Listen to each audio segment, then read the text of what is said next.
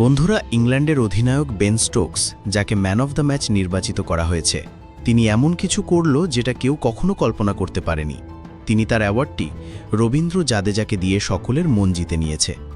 হ্যাঁ বন্ধুরা, রবীন্দ্র জাদেজা লড়াকু ইনিংসের জন্য তাকে স্যালিউট করে বেন স্টোকস মন জিতে নেওয়ার মতো কাজ করেছে। তারপর তিনি রবীন্দ্র জাদেজাকে নিয়ে এমন কিছু বলল, শোনার পর অবাক পুরো ভারতবাসী। জাদেজাকে যখন এইসব কিছু বলছিল, তখন তিনি তার চোখের জল ধরে রাখতে পারল না। তারপর তিনিও মন থেকে এমন কিছু শব্দ বলল, যার তারিফ প্রতিটা জায়গায় হচ্ছে এখন। বেন স্টোকস কি বলেছেন, এই সব কিছু বলবো আজকের ভিডিওতে। ভিডিওটি শেষ পর্যন্ত দেখুন, আর আপনিও যদি জাদেজার ফ্যান হয়ে থাকেন, তাহলে আজকের ভিডিওতে লাইক করতে ভুলবেন না। মাত্র 193 রানের ছোটোখাটো লক্ষ্য, যাকে রান তরা নয় বরং শেষ কাজটা সেরে ফেলা বলা যায়, সেই কাজটা করতে পারল না ভারত। লম্বা ব্যাটিং লাইন আপ নিয়ে এ রান তারা মামুলি ব্যাপারই হওয়ার কথা ছিল সফরকারীদের।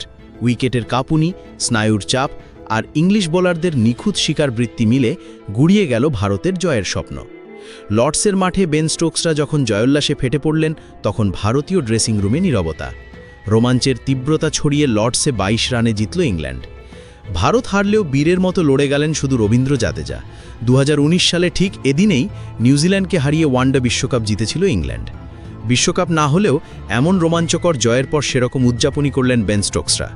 পরশু চতুর্থ দিনের খেলা শেষে অতি আত্মবিশ্বাস নিয়ে ওয়াশিংটন সুন্দর বলেছিলেন, নিশ্চিতভাবেই ভারত কাল আজ জিতবে। ঠিক দুপুরের পরই তার কথাই মিলে গেছে, তবে সেটি তাদের বিপক্ষে ইংল্যান্ডের পক্ষেই গেল। আর্চার স্টোকসদের বুদ্ধিদীপ্ত বোলিংয়ে 193 রানের লক্ষ্য তাড়ায় নেমে দ্বিতীয় ইনিংসে 170 রানে গুটিয়ে যায় ভারত। আগের দিনের 4 উইকেটে 58 রান নিয়ে পঞ্চম দিনের ব্যাটিংয়ে নামে ভারত। সেখান থেকে আর ঘুরে দাঁড়ানো হয়নি। 112 রানে 8 উইকেট হারিয়ে মধ্যাহ্ন বিরতিতে যায় অতিথিরা।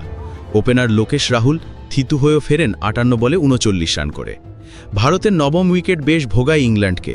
জসপ্রীত বুমরাকে নিয়ে 35 রানের একটি জুটি গড়েন জাদেজা। 22 ওভার ব্যাটিং করেন দুজনে। বোলিংয়ের সব অস্ত্র ব্যবহার করেও মিলছিল না সুফল। ইনিংসের 62তম ওভারে অধিনায়ক স্টোকসই সেই দায়িত্ব পালন করলেন। আলগা বলে পুল করতে গিয়ে মিডনে ধরা পড়েন বুমরা। ভাঙে 35 রানের জুটি। দশম উইকেটে মোহাম্মদ সিরাজকে নিয়ে জাদেজা 80 বলে 23 রানের আরেকটি জুটি করেন। তবে তৃতীয় সেশনে শোয়েব বশিরের দারুণ এক ঘূর্ণি সিরাজের শরীর থেকে নিচে পড়ে গড়িয়ে গড়িয়ে স্টাম্পের লালবাতি জ্বালিয়ে দেয়। 25তম টেস্ট 50 করে 182 বলে 61 রানের ইনিংস খেলে অপরাজিত থাকেন জাদেজা। প্রায় 4 বছর বাদে ফিরে আর্চার রেখেছেন দলের জয়ে দারুণ ভূমিকা। দ্বিতীয় ইনিংসে শিকার করেছেন 3টি উইকেট, স্টোকসও নিয়েছেন 3টি উইকেট। প্রথম ইনিংসে ইংল্যান্ড ও ভারত দুই দলই সমান 387 রান তুলেছিল। দ্বিতীয় ইনিংসে ইংলিশরা করেছিল 192 রান।